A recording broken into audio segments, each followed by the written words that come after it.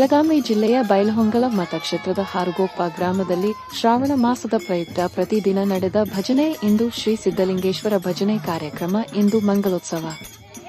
ಶ್ರೀ ಮಲ್ಲಿಕಾರ್ಜುನ ಭಜನೆ ಮಂಡಳಿಯಿಂದ ವತಿಯಿಂದ ಹಾರುಗೊಪ್ಪ ಗ್ರಾಮದಲ್ಲಿ ಮುಂಜಾನೆ 5 ಗಂಟೆಗೆ ಗ್ರಾಮದ ಪ್ರತಿ ಬೀದಿಯಲ್ಲಿ ಭಜನೆ ಸೇವೆಯನ್ನು ಸಲ್ಲಿಸಿದರು. ಶ್ರೀ ಮಲ್ಲಿಕಾರ್ಜುನ ದೇವಸ್ಥಾನದಲ್ಲಿ ಶ್ರಾವಣ ಮಾಸದಾಯ ಪ್ರಯುಕ್ತ ಪ್ರತಿದಿನ ಮಹಾಪ್ರಸಾದ ಸೇವೆ ವ್ಯವಸ್ಥೆ ಮಾಡಲಾಗಿತ್ತು. ಶ್ರಾವಣ ಮಾಸದಲ್ಲಿ 1 ತಿಂಗಳ ಕಾಲ ಭಜನೆ ಸೇವೆ ಗ್ರಾಮದಲ್ಲಿ ಅತಿ ಅದ್ದೂರಿಯಿಂದ ಜರುಗಿತು.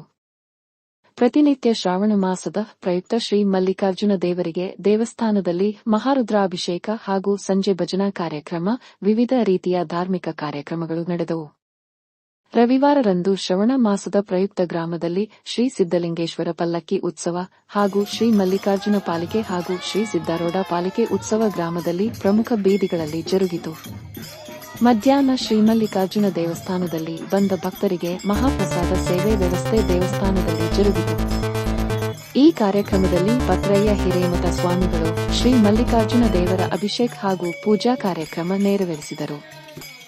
ಹಾಗೂ ಶ್ರೀ ಕರಿಬಸಯ್ಯ ಕಲ್ಮಠ ಸ್ವಾಮಿಗಳು ಪಲ್ಲಕ್ಕಿ ಉತ್ಸವದಲ್ಲಿ ಭಾಗಿಯಾದರು. ಈ ಕಾರ್ಯಕ್ರಮದಲ್ಲಿ ಊರಿನ ಸರ್ವ ಗುರು ಹಿರಿಯರು ಹಾಗೂ ಗ್ರಾಮದ ಭಜನಾ ಮಂಡಳಿಗಳು, ಶ್ರೀ ಮಹರ್ಷಿ ವಾಲ್ಮೀಕಿ ಗೆಳೆಯರ ಬಳಗ ಭಾಗವಹಿಸಿದರು.